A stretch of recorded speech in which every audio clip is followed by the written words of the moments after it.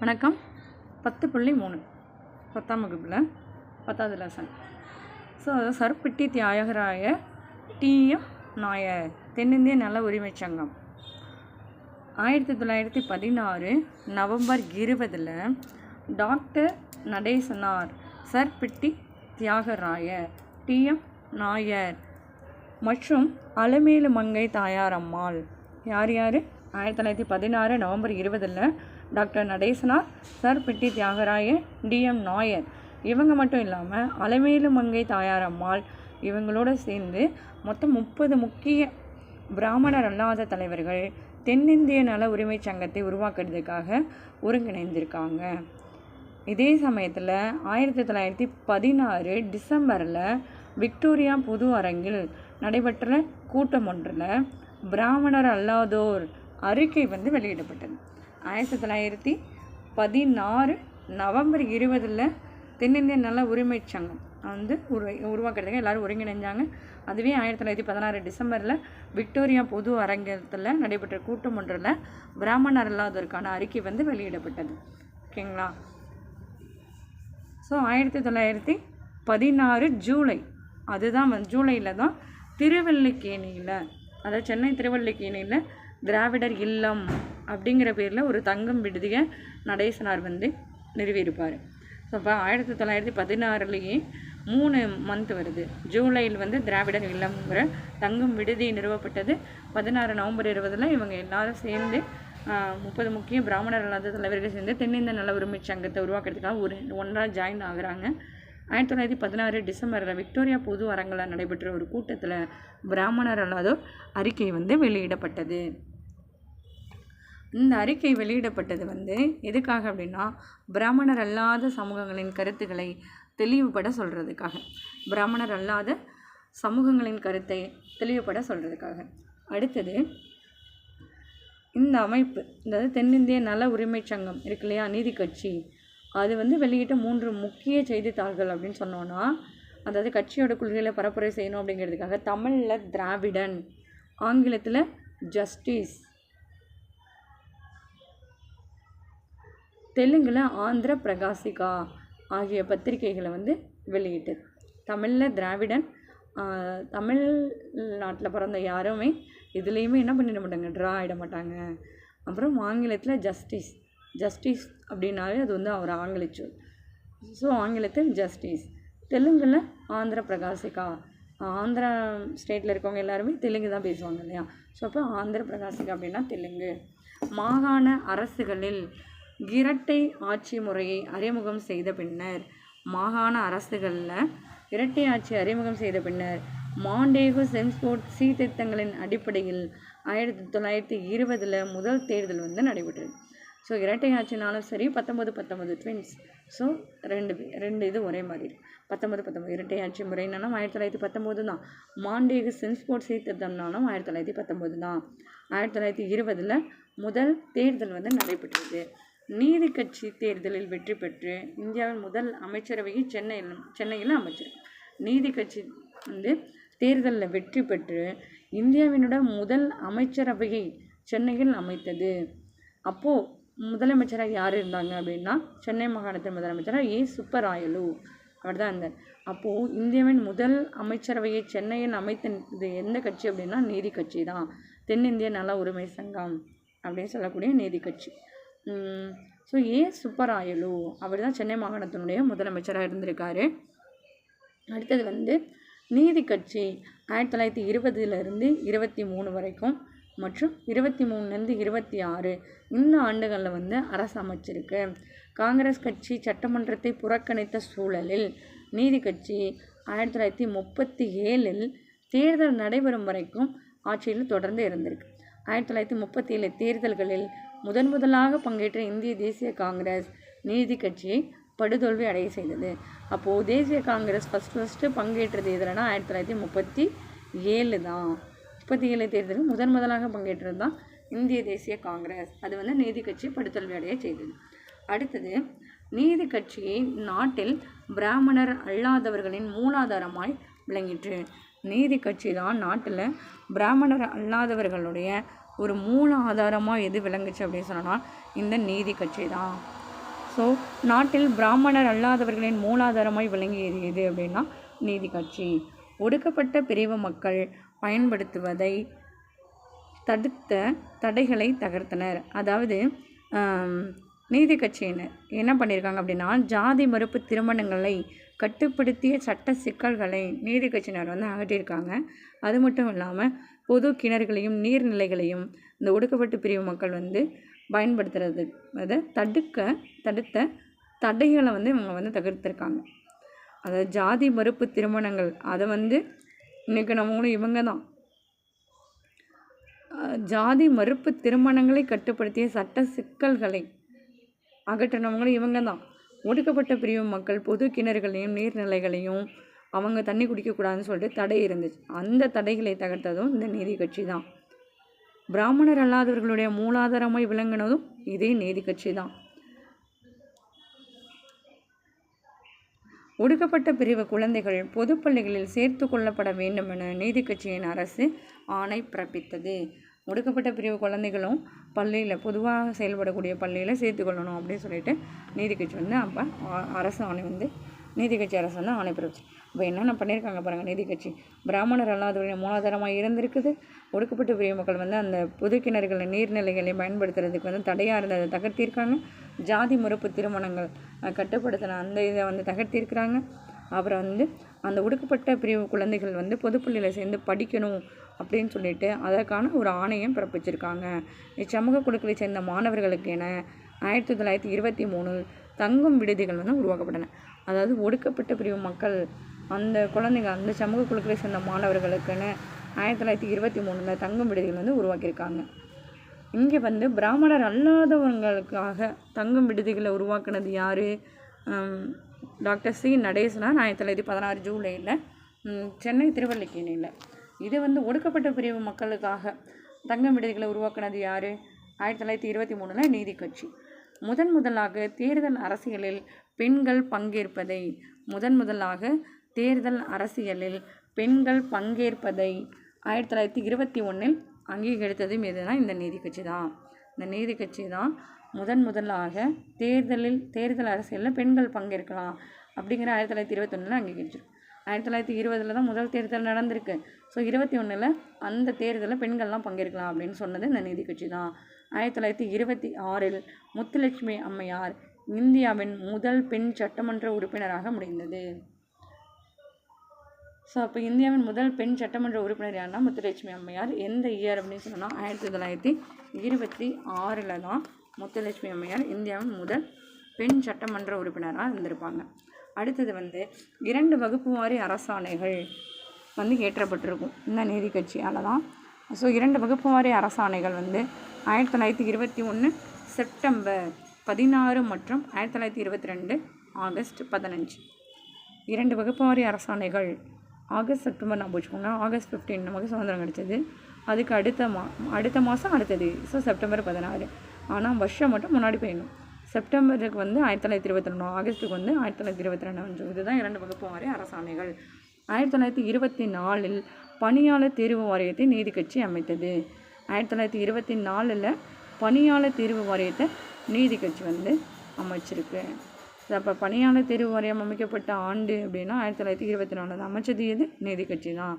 இம்முறையை பின்பற்றி பிரிட்டிஷ் இந்திய அரசு 1929 பொது பணியாளர் தேர்வு ஆணையத்தை உருவாக்கியது. ஸோ 1929 பிரிட்டிஷ் இந்திய அரசு இந்த பொது பணியாளர் தேர்வு ஆணையத்தை வந்து 1929 தான் உருவாக்கியிருக்கு. அடுத்தது நீதி கட்சி 1926 இந்து சமய அறநிலைய சட்டத்தை இயற்றியது. அப்போது நீதி கட்சி என்னென்னலாம் பண்ணியிருக்கு? 2 வகுப்பு வாரி அரசாணைகள் 1921 செப்டம்பர் 16 + 1922 ஆகஸ்ட் 15 இயற்றிருக்கு. 1924 பணியாளர் தேர்வு வாரியம், 1926 இந்து சமய அறநிலையத்துறை சட்டம், அடுத்தது 1921 பொது பணியாளர் தேர்வு ஆணையம். இது பணியாளர் தேர்வு வாரியம், இது பொது பணியாளர் தேர்வாணையம், இது வந்து இந்து சமய அறநிலையத்துறை. ஸோ இப்போ 1924, 26, 29 நாம் வச்சுக்கணும். அடுத்தது வந்து சுயமரியாதை இயக்கம். பகுத்தறிவும் சுயமரியாதையும் அனைத்து மனிதர்களின் பிறப்புரிமை அப்படின்னு சொல்லியிருக்காங்க. பகுத்தறிவும் சுயமரியாதையும் அனைத்து மனிதனையும் பிறப்புரிமைன்னு சொன்னது யார் அப்படின்னா இந்த சுயமரியாதை இயக்கம் தான். பெண்களின் தாழ்வான நிலைக்கு எது காரணம் சொல்லியிருக்காங்க? படிக்காததான், எழுத்தறிவின்மையே பெண்களின் தாழ்வான நிலைக்கு காரணம் அப்படின்னு சொல்லியிருக்காங்க. இந்த இயக்கம் வந்து சீர்திருத்த திருமணம் அல்லது சுயமரியாதை திருமணங்களை வந்து ஆதரிச்சிருக்கு. இஸ்லாமின் மேன்மை மிகுந்த கோட்பாடுகளான சமத்துவம், சகோதரத்துவம் ஆகியவற்றை சுயமரியாதை இயக்கம் பாராட்டியிருக்கு. இஸ்லாமினுடைய மேன்மை மிகுந்த கோட்பாடுகளான சமத்துவம், சகோதரத்துவம் ஆகியவற்றை இந்த சுயமரியாதை இயக்கம் வந்து பாராட்டியிருக்கு. அடுத்தது வந்து பெரியார் ஈவேரா பற்றி பார்க்கலாம். பெரியார் ஈவே ராமசாமி அவர்கள் ஆல்ரெடி நம்ம வருஷம் சொல்லியிருந்தோம் இல்லையா, 1879 to 1973, 1879 1973 வரைக்கும். ஸோ இந்த வருஷத்தெல்லாம் நம்ம திரும்ப கேட்டுகிட்டே இருக்கும் பொழுது கண்டிப்பாக நமக்கு வந்து ஞாபகத்தில் நிற்கும். ஸோ பெரியார் ஈவே ராமசாமி வந்து 1879 to 1973 சுயமரியாதை இயக்கத்தை வந்து தோற்றுவித்தவர் யார் அப்படின்னா நம்ம பெரியார் ஈவே ராமசாமி தான். இவர் ஈரோட்டைச் சேர்ந்த செல்வந்தரும் வணிகருமான வெங்கடப்ப சின்னத்தாயம்மாள் ஆகியோரின் மகன் ஆவார். இவர் வந்து ஈரோட்டைச் சேர்ந்தவர். இவருடைய அப்பா யார்? வெங்கடப்பர். அம்மா வந்து சின்னத்தாயம்மாள். இவர் வந்து ஓரளவு முறையாக கல்வி கற்றிருந்தாலும் தன் தந்தையால் ஆதரிக்கப்பட்ட அறிஞர்களிடம் விமர்சன விவாதங்களில் ஈடுபடுவதை வழக்கமாக கொண்டிருந்திருக்கார். இளைஞராக இருந்தபோது ஒரு முறை இவர் வந்து வீட்டை விட்டு வெளியேறின அவர் பல மாதங்கள் வந்து எங்கே இருந்திருக்கார் அப்படின்னா வாரணாசியிலும்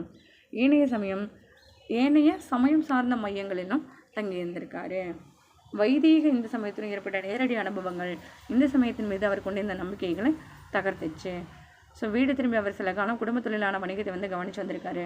அவருடைய சுயநலமற்ற பொது சேவைகளும் தொலைநோக்கு பார்வையும் அவரை புகழ்பெற்ற ஆளுமையாக்கின. ஸோ ஈரோட்டின் நகரசபை தலைவராக எப்போ ஈவே ராமசாமி அவர்கள் பெரியார் அவர்கள் வந்து பதவியேற்றிருக்கார் அப்படின்னா 1918 to 1919 இரட்டை ஆட்சி முறை சொன்னோம் இல்லையா, 1919 மாண்டேகு செம்ஸ்போர்ட் சீர்திருத்தம். ஸோ அந்த இதில் தான் ஈரோட்டின் நகரசபை தலைவராக பெரியார் வந்து பதவியேற்றிருக்கார். தமிழ்நாடு காங்கிரஸ் கமிட்டியின் தலைவராகவும் பெரியார் வந்து பதவி வகிச்சிருக்காரு. இதோடைய தலைவராக தமிழ்நாடு காங்கிரஸ் கமிட்டி தலைவராக பெரியார் வந்து பதவி வகித்த போது ஒடுக்கப்பட்ட மக்களின் கோவில் நுழைவு உரிமை குறித்த தீர்மானம் ஒன்றை வந்து அவர் வந்து முன்மொழிஞ்சிருக்காரு. அடுத்தது திருவாங்கூர் சமஸ்தானத்தின் ஒரு சுதேசி அரசு. திருவாங்கூர் சமஸ்தானத்தின் ஒரு சுதேசி அரசு தற்போதைய கேரள மாநிலத்தில் உள்ள ஒரு நகரம். திருவாங்கூர் சமஸ்தானம் அப்படின்னு சொல்லி கேள்விப்பட்டிருப்பீங்க இல்லையா. ஸோ திருவாங்கூர் சமஸ்தானத்தினுடைய ஒரு சுதேசி அரசு தான் தற்போதைய கேரள மாநிலத்தில் உள்ள ஒரு நகரம். அங்கே வந்து மக்கள் வந்து இப்படிப்பட்ட நடைமுறையினே வைக்கம் அப்படிங்கிறது வந்து எங்கே இருக்குன்னா இந்த திருவாங்கூர் சமஸ்தானத்தில் ஒரு சுதேசி அரசாக தற்போதைய கேரள மாநிலத்தில் தான் இருக்குது அந்த வைக்கம் அப்படிங்கிற ஊர். ஸோ வந்து அதாவது ஒடுக்கப்பட்ட இனத்தவங்க சேர்ந்தவங்க வந்து கோவிலுக்குள்ளே நுழையக்கூடாது அப்படின்னு சொல்லியிருப்பாங்க. அதனால தான் பெரியாரை வந்து வைக்கம் வீரர் அப்படின்னு போற்றப்பட்டிருப்பாங்க. ஸோ மக்கள் வந்து எதிர்த்திருப்பாங்க. எதிர்ப்பின் தொடக்க கட்டங்களில் மதுரையைச் சேர்ந்த ஜார்ஜ் ஜோசப் வந்து பெரும்பங்கு வகிச்சிருப்பார். ஸோ இந்த வைக்கம் அப்படிங்கிற இடத்துல வந்து பெரியார் வந்து மக்களுக்காக போராடினதுனால தான் பெரியார் வந்து வைக்கம் வீரர் அப்படின்னு பாராட்டப்பட்டார். இந்த வைக்கம் தான் கேரளா இதில் இருக்குது, கேரளா ஸ்டேட்டில் இருக்குது. ஸோ இதே சமயத்தில் சேரன் மாதேவி குருகுலம் பள்ளியில் உணவு உண்ணும் முறையில் ஜாதி அடிப்படையிலான பாகுபாடு நிலவுவதை கேள்வியுற்று அவர் வந்து ரொம்ப மனவேதனைக்கு உள்ளாகிறாரு. இந்த குருகுலம் தமிழ்நாடு காங்கிரஸ் கமிட்டியின் நிதியுதவியில் வாவை சுப்பிரமணியம் எனும் காங்கிரஸ் தலைவரால் நடத்தப்பெற்றது. ஸோ வாவை சுப்பிரமணியம் அப்படிங்கிற காங்கிரஸ் தலைவரால் நடத்தப்பெற்றது தான் இந்த சேரன் மாதேவி குருகுலம் பள்ளி. ஸோ அங்கே என்ன பண்ணியிருக்காங்க, உணவு உண்ணும் முறையில் ஜாதி அடிப்படையான பாகுபாடு நிலவுவதை அவர் பெரியார் கேள்விப்பட்டு ரொம்ப மனவேதனைக்கு உள்ளாகிறார். இது இந்த ஒரு சேரன் மாதேவி குருகுலம் அப்படிங்கிறது தமிழ்நாடு காங்கிரஸ் கமிட்டியோட நிதியத்தில் செயல்படக்கூடியது தான். அதோட தலைவராக இருந்தது யார்? அந்த காங்கிரஸ் தலைவராக வாவை சுப்பிரமணியம் அவரோட பொறுப்பில் தான் நடந்துட்டு இருந்திருக்கு. ஸோ இதனை வந்து பெரியார் கண்டித்து எதிர்த்ததுனால அந்த குருகுலத்தில் நடைபெறும் ஜாதி பாகுபாட்டை காங்கிரஸ் தொடர்ந்து ஆதரித்ததுனாலையும் அவர் மனமுடிஞ்சிருப்பார். ஸோ பெரியார் 1925 இந்த இதை விட்டு வெளியே வந்து அவர் வந்து சுயமரியாதை இயக்கம் அப்படிங்கிறத தொடங்கியிருப்பார். அவர் ஃபஸ்ட்டு பெரியார் வந்து காங்கிரஸில் தான் இருந்திருப்பார். அங்கே இந்த மாதிரிலாம் பாகுபாடு காட்டுறாங்க அப்படிங்கிறதுனால அவர் மனவேதனை விட்டுருதான் அவர் வந்து அங்கேருந்து என்ன பண்ணியிருப்பார், வெளியில் வந்து 1925 சுயமரியாதை இயக்கம் அப்படிங்கிறத தொடங்கியிருப்பார். இதை எப்படி ஈஸியாக ஞாபகம் வச்சுக்கலாம்? சுயமரியாதை இயக்கம் 1925 அப்படின்னா ஒரு 25 வயசுலலாம் இளைஞர்கள் வந்து எப்படி இருக்கணும், இளைஞர்களாக இருந்தாலும் சரி இளைஞர்களாக இருந்தாலும் சரி வந்து சுயமாக சம்பாதிக்கணும், ஒரு சுயமரியாதையோடு வாழ கற்றுக்கணும். ஸோ அப்போ 1925 அப்படிங்கிறது சுயமரியாதை இயக்கம். பகுத்தறிவு கருத்துக்களை மக்களிடையே பரப்புவதில் மக்கள் தொடர்பு சாதனங்களின் முக்கியத்துவத்தை வந்து பெரியார் வந்து புரிஞ்சுக்கிட்டார். ஸோ பெரியாருடைய செய்தித்தாள்கள் அப்படின்னு சொல்லி பார்த்தோன்னா குடியரசு, அது வந்து பெரியார் தொடங்கினார் இல்லையா சுயமரியாதை இயக்கம், அதே வருஷத்துலேயே வந்திருக்கு. அதுதான் குடியரசு அப்படிங்கிற இதழ். அடுத்தது ரிவோல்ட் அப்படிங்கிறது ஒரு 3 வருஷம் கழிச்சு 1928. புரட்சி அப்படிங்கிறது 1933. பகுத்தறிவு அப்படிங்கிறது 1934. விடுதலைங்கிறது 1935. ஸோ குடியரசானது 25 வயசில், அந்த இதுலேருந்து விடுதலையானது 35 வயசில் அப்படின்னு நம்ம வச்சுக்கோங்க. ஸோ பகுத்தறிவு அப்படின்னா 34, புரட்சினா 33, ரிவோல்ட் அப்படின்னா 1928. ஸோ இதெல்லாம் பெரியாருடைய செய்தித்தாள்கள் இதழ்கள் வேணால் சொல்லலாம். ஸோ இதெல்லாம் வந்து போன்ற பல செய்தித்தாள்களையும் இதழ்களையும் பெரியார் வந்து தொடங்கியிருக்காரு. ஸோ அப்போ பெரியாரனுடைய செய்தித்தாள்கள் அப்படின்னா இதழ்கள் அப்படின்னா இந்த குடியரசு, ரிவோல்ட், புரட்சி, பகுத்தறிவு, விடுதலை. சுயமரியாதை இயக்கத்தின் அதிகாரப்பூர்வ செய்தித்தாள் எது அப்படின்னா இந்த குடியரசு தான். ஏன்னா சுயமரியாதை இயக்கம் தோன்றின உடனே இந்த குடியரசு அப்படிங்கிற செய்தித்தாளம் வந்து தோன்றியிருக்கு. சித்திரபுத்திரன் எனும் புனைப்பெயரில் கட்டுரைகளை எழுதியவர் யார் அப்படின்னா பெரியார் தான். அடுத்தது பௌத்த சமய முன்னோடியும் தென்னிந்தியாவின் முதல் பொது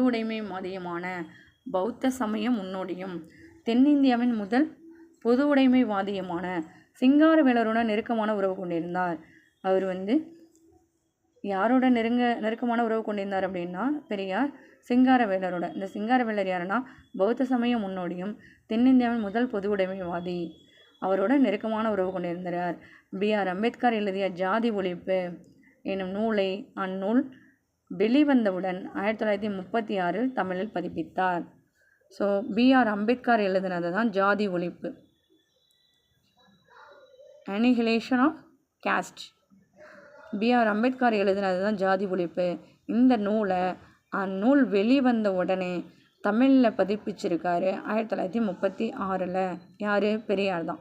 ஸோ B.R. அம்பேத்கர் அவர்கள் ஒடுக்கப்பட்ட மக்களுக்கான தனித்தேர்தல் தொகுதி கோரிக்கையை பெரியாரும் ஆதரிச்சிருக்காரு. அடுத்தது 1937 ராஜாஜியின் தலைமையிலான அரசின் செயல்பாட்டினை எதிர்க்கும் விதமாக பள்ளிகளில் இந்தியை வந்து கட்டாய பாடமாக அறிமுகம் செய்ததற்கு எதிராக பெரியார் மக்கள் செல்வாக்கு பெற்ற இயக்கத்தை வந்து நடத்தியிருக்கார். 1937 ராஜாஜியோட தலைமையில் அந்த ஹிந்தி வந்து கட்டாய பாடமாக இருக்கணும்னு சொல்லி ராஜாஜி சொல்லியிருப்பார் இல்லையா, அதுக்கு வந்து எதிராக இந்த பெரியார் வந்து மக்கள் செல்வாக்கு பெற்ற இயக்கத்தை வந்து நடத்தியிருக்கார். இந்திய எதிர்ப்பு போராட்டமானது 1937 to 1939 வரைக்கும் தமிழ்நாடு அரசின் மிகப்பெரிய தாக்கத்தை வந்து ஏற்படுத்தியிருக்கு. பெரியார் சிறையில் இருந்தபோது நீதி கட்சியினுடைய தலைவராக வந்து அவர் வந்து தேர்ந்தெடுக்கப்பட்டிருக்காரு. பெரியார் சிறையில் இருந்தபோது நீதி கட்சியின் தலைவராக அவர் வந்து தேர்ந்தெடுக்கப்பட்டிருக்காரு. இதன் பின்னர் நீதி கட்சி அப்படிங்கிறது வந்து சுயமரியாதை இயக்கத்தோட சேர்ந்துருச்சு. நீதி கட்சி அப்படிங்கிறது பெரியாரின் சுயமரியாதை இயக்கத்துடன் சேர்ந்துருச்சு. அதற்கு 1944 திராவிடர் கழகம் என பொது பெயர் சூட்டப்பட்டது. ஸோ அப்போ நீதி கட்சியும் சுயமரியாதை இயக்கமும் சேர்ந்தது தான் என்னது தீகா, அதாவது திராவிடர் கழகம்.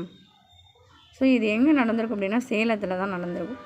சென்னை மாநிலத்தின் முதலமைச்சராக இருந்த ராஜாஜி 1952 to 1954 பள்ளி குழந்தைகளுக்கு அறிமுகப்படுத்திய தொழிற்கல்வி பயிற்சி திட்டமானது, அதாவது குலக்கல்வி திட்டம் அப்படிங்கிறது வந்து ராஜாஜி அவர்கள் 1952 to 1954 வந்து அறிமுகப்படுத்தியிருப்பாங்க.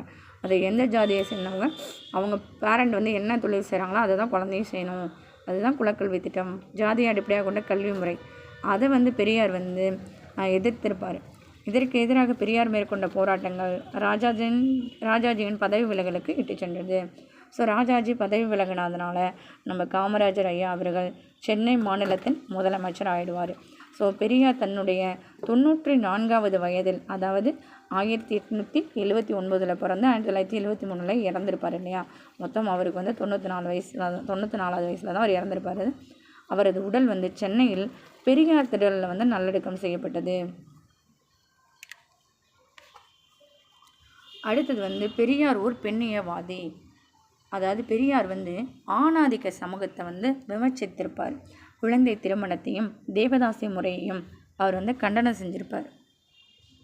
1929 முதல் சுயமரியாதை மாநாடுகளில் பெண்களின் மோசமான நிலை குறித்து குரல் கொடுக்க தொடங்கியதிலிருந்து பெண்களுக்கு விவாகரத்து பெறுவதற்கும் சொத்தில் பங்கு பெறுவதற்கும் உரிமை உண்டு என ஆணைத்தரமாக வலியுறுத்தினார். யார் அப்படின்னா பெரியார் தான். ஸோ இந்த வாரிசுரிமை சீர்திருத்த சட்டம் 1989. திருமணம் செய்து கொடுப்பது எனும் வார்த்தைகளை மறுத்த அவர் அவை பெண்களை பொருட்களாக நடத்துகின்றன அப்படின்னு சொன்னார். அவைகளுக்கு மாற்றாக, அதாவது திருமணம் செய்து கொடுப்பது அப்படிங்கிற வார்த்தைக்கு மாற்றாக என்ன சொல்லியிருக்கார் அப்படின்னா திருக்குறளிலிருந்து எடுக்கப்பட்ட வாழ்க்கை துணை என்ற வார்த்தையை பயன்படுத்த வேண்டினார். பெண்ணியம் குறித்து பெரியார் எழுதிய மிக முக்கியமான நூல் தான் பெண் ஏன் அடிமையானாள் அப்படிங்கிறது. பெண்ணியம் குறித்து பெரியார் எழுதிய மிக முக்கியமான நூல் தான் பெண் ஏன் அடிமையானாள். ஸோ 1989 தமிழக அரசு மாற்றங்களை விரும்பிய சீர்திருத்தவாதிகளின் கனவை நினைவாக்கும் வகையில் 1989 தமிழ்நாடு இந்து வாரிசுரிமை சீர்திருத்த சட்டம் வந்து அறிமுகம் செய்யப்பட்டது. அந்த சட்டம் மூலமாக முன்னோர்களின் சொத்துக்களை உடைமையாக பெறுவதில் பெண்களுக்கும் சம உரிமை உண்டு அப்படின்னு சொல்லுவாங்க. அடுத்தது இரட்டைமலை சீனிவாசன். இரட்டைமலை சீனிவாசன் 1859 to 1945. 1857 ஸ்ட்ரகிள் பண்ணி 1947 சுதந்திரம் கிடச்சிச்சா. இவருக்கு அப்படியே ரெண்டை கூட்டிக்கணும். 47 2 கழிச்சிட்டோன்னா 45, 57 2 கூட்டினோன்னா 59. ஸோ இரட்டைமலை சீனிவாசன். இரட்டைமலை சீனிவாசன் வந்து காஞ்சிபுரத்தில் பிறந்தவர். எப்பயுமே சர்க்கரையை வந்து என்ன பண்ணிடக்கூடாது, காய வச்சிடக்கூடாது. காஞ்சிச்சுன்னா அது வந்து ஒரு மாதிரி மஞ்சள் கலராக ஆகிடும், வெள்ளையாக இருக்கிற சர்க்கரை. So Rettaimalai Srinivasan 1859 to 1945. So சீனியை எப்பையும் காய வச்சிடக்கூடாது. அப்போ காஞ்சிபுரத்தில் பிறந்தவர். அடுத்தது ராவ் சாஹிப்.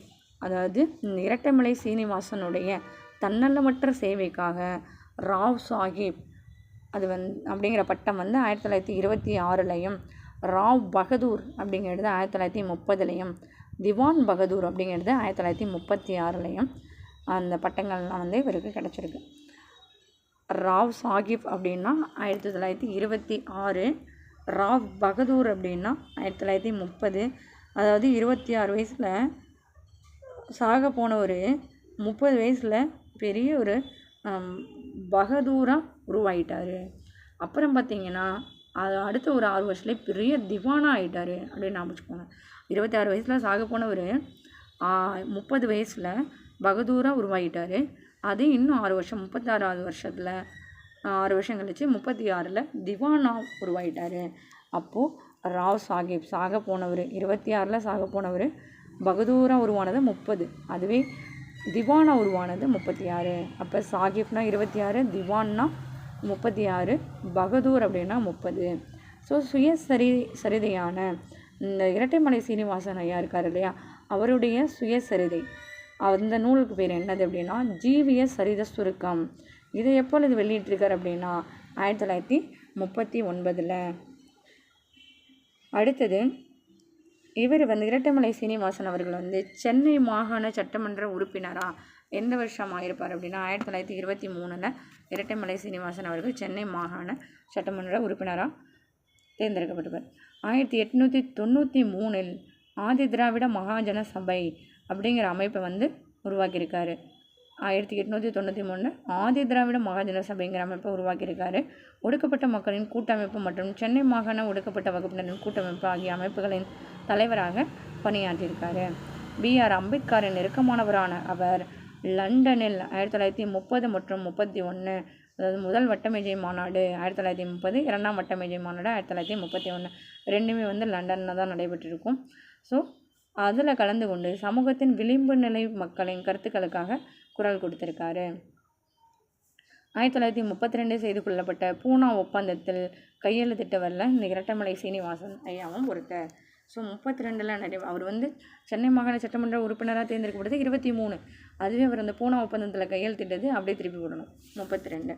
அடுத்தது மயிலை சின்னத்தம்பி ராஜா. மயிலை சின்னத்தம்பி ராஜா அப்படிங்கிறது தான் MC ராஜா அப்படின்னு சொல்லுவோம். ஸோ மயிலை சின்னத்தம்பி ராஜா 1883 to 1943. மக்களால் MC ராஜா என அழைக்கப்பட்ட அவர் ஒடுக்கப்பட்ட வகுப்பை சேர்ந்த தலைவர்களில் முக்கியமானவர். 1883 ஞாபகம் இருக்குங்களா? திருவி கல்யாண சுந்தரனார். அதை நான் கூட சொன்னேன் இல்லையா, எங்கள் அம்மா அப்பாவுக்கு வந்து 83 தான் கல்யாணம் ஆச்சு, அதனால். ஸோ இங்கே பாருங்கள், திருவி கல்யாண சுந்தரம் 1883 to 1953. அதே திருவி கல்யாண சுந்தரம் அவர் பிறந்த இதில் பிறந்தவர் தான் இந்த மயிலை சின்ன தம்பி ராஜா, MC ராஜா. அவர் வந்து 1883 பிறந்து 1943. திருவி கல்யாண சுந்தரனார் வந்து என்ன சொன்னோம், 1883 to 1953. இவருக்கு 43. அவ்வளோதான் வித்தியாசம். ஸோ 2 பேருமே நல்லா ஞாபகம் வச்சுக்கணும். மயிலை சின்ன தம்பி ராஜா, MC ராஜா அப்படிங்கிறது 1883 to 1943. இவர் வந்து மக்களால் MC ராஜா அப்படின்னு அழைக்கப்பட்டவர். அவர் ஒடுக்கப்பட்ட வகுப்பை சேர்ந்த தலைவர்கள்லாம் ஒரு முக்கியமானவராக இருந்திருக்காரு. சென்னை மாகாணத்தில் ஒடுக்கப்பட்ட வகுப்பிலிருந்து சட்ட மேலவைக்கு தேர்ந்தெடுக்கப்பட்ட முதல் உறுப்பினர் ஆவார். அதாவது அந்த ஒடுக்கப்பட்ட வகுப்பில் இருந்து சட்ட மேலவைக்கு தேர்ந்தெடுக்கப்பட்ட முதல் உறுப்பினர். சென்னை மாகாணத்தில் ஒடுக்கப்பட்ட வகுப்பிலிருந்து சட்ட மேலவைக்கு தேர்ந்தெடுக்கப்பட்ட முதல் உறுப்பினர் அப்படின்னு சொன்னோன்னா இந்த MC ராஜா தான். 1920 to 26. 1920 to 26 சென்னை சட்டசபையின் நீதி கட்சியின் துணைத் தலைவராக செயல்பட்டார். சென்னை சட்டசபையில் நீதி கட்சியினுடைய துணைத் தலைவராக வந்து செயல்பட்டார். 1928 அகில இந்திய ஒடுக்கப்பட்டோர் சங்கம் எனும் அமைப்பை உருவாக்கி அதன் தலைவராக நீண்டகாலம் பணியாற்றியிருக்கார். ஸோ அகில இந்திய ஒடுக்கப்பட்டோர் சங்கம் ஒரு அமைப்பை உருவாக்கினவர் யாருன்னா இந்த MC ராஜா தான். எப்போ 1928. அடுத்தது தமிழ்நாட்டு தொழிலாளர் இயக்கங்கள். 1918 இந்தியாவில் முதல் தொழிற்சங்கமான சென்னை தொழிலாளர் சங்கம் வந்து உருவாக்கப்பட்டது. 1918 இந்தியாவின் முதல் தொழிற்சங்கமான சென்னை தொழிலாளர் சங்கம் வந்து உருவாக்கப்பட்டது. எப்போ அப்படின்னா 1918. 18 ஆயிடுச்சு அப்படின்னாவே எல்லாம் தொழில், அதாவது ஏதோ ஒரு வேலை பார்க்கணும்னு சொல்லிட்டு போயிடுவாங்க இல்லையா. ஸோ இப்போ தொழிற்சாலைக்கோ இல்லை ஏதோ ஒரு தொழில் தொடங்குறதுக்கும் போயிடுவாங்க 18 ஆச்சு அப்படின்னா. அப்போ 1918 இந்தியாவின் முதல் தொழிற்சங்கமான சென்னை தொழிலாளர் சங்கம் வந்து உருவாக்கப்பட்டது. அகில இந்திய தொழிலாளர் சங்கத்தின் முதல் மாநாடு. அகில இந்திய தொழிலாளர் சங்கத்தின் முதல் மாநாடு எங்கே நடந்துச்சு அப்படின்னா 1920 அக்டோபர் 31 பம்பாயில் நடந்துச்சு. அகில இந்திய தொழிலாளர் சங்கத்தின் முதல் மாநாடு 1920 அக்டோபர் 31 பம்பாயில் நடந்திருக்கு. சென்னை மாகாண தொழிலாளர் இயக்க நடவடிக்கைகளில் ஒரு முன்னோடியாக திகழ்ந்தவர். சென்னை மாகாண தொழிலாளர் இயக்க நடவடிக்கைகளில் ஒரு முன்னோடியாக திகழ்ந்தவர் யார் அப்படி சொன்னால் சிங்காரவேலர். சிங்காரவேலர் அவர் தான் சென்னை மாகாண தொழிலாளர் இயக்க நடவடிக்கைகளில் ஒரு முன்னோடியாக திகழ்ந்தவர். சிங்காரவேலருடைய காலம்னு பார்த்தோன்னா 1860 to 1946. 1860 to 1946. சிங்காரவேலன் வேலன் அப்படின்னாவே 6 முகம் இருக்கும் இல்லையா. ஸோ 6 முகம் இருக்கும். அடுத்தது 6ல் முடியும் அப்படின்னு நான் வச்சுக்கோங்க. 6ல் ஸ்டார்ட் ஆகும், 6ல் முடியும். ஸோ 60 46. அதாவது நம்ம சுதந்திரம் கிடைக்கிறதுக்கு முன்னாடி வருஷம் 1947 முன்னாடி. சென்னையில் பிறந்த அவர் சென்னை பல்கலைக்கழகத்தை சார்ந்த மாநில கல்லூரியில் பயின்று பட்டம் பெற்றார். இளமை காலத்தில் வந்து பௌத்தத்தை பரிந்துரை செய்தார். அவர் தமிழ், ஆங்கிலம், உருது, இந்தி, ஜெர்மன், பிரெஞ்சு மற்றும் ரஷ்யன் என பல மொழிகள் அறிந்திருந்ததோடு Karl Marx, Charles Darwin, Herbert Spencer, Albert Einstein ஆகியோரின் கருத்துக்களை தமிழில் படித்தவர். So Karl Marx, Charles Darwin, Herbert Spencer, Albert Einstein இவங்களுடைய கருத்துக்களை தமிழில் வடித்தவர் யார் அப்படின்னா இந்த சிங்காரவேலர் தான். 1923 முதலாக மே தின விழாவை ஏற்பாடு செய்தவர்னா இவர் தான். 1923 ஞாபகம் இருக்கா? 1923 வந்து இரட்டைமலை சீனிவாசன் அவர் வந்து சென்னை மாகாண சட்டமன்ற உறுப்பினராக இருப்பார். ஸோ அதுவே திருப்பி போட்டா 32 அப்படிங்கிறது பூனா ஒப்பந்தத்தில் இரட்டைமலை சீனிவாசன் அவர்கள் கையெழுத்திட்டிருப்பார். ஸோ அந்த 1923 முதலாக மே தின விழாவை ஏற்பாடு செய்தவர் யார் அப்படின்னா இந்த சிங்காரவேலர் தான். ஏன்னா இவர் தான் அந்த சென்னை மாகாண தொழிலாளர் இயக்க நடவடிக்கைன்னு ஒரு முன்னோடி இல்லையா. தொழிலாளர் தினம், அந்த மே தினம் அப்படிங்கிறத ஏற்பாடு பண்ணவர் முதலாக அப்படின்னா இந்த சிங்காரவேலர் தான். அதாவது அவருடைய பேர்லேயே வேலர்னு வந்துருக்கு பாருங்கள், வேலன். ஸோ அவர் வந்து தொழிலாளினாவே ஒரு வேலைக்காரர் தானே. ஸோ வேலன். அடுத்தது இந்திய விடுதலைக்கு முன்பு மொழிபெயராட்டம். ஆபிரகாம் பண்டிதர் தமிழ் இசை வரலாற்றை முறையாக கற்றாய்ந்து பழந்தமிழர்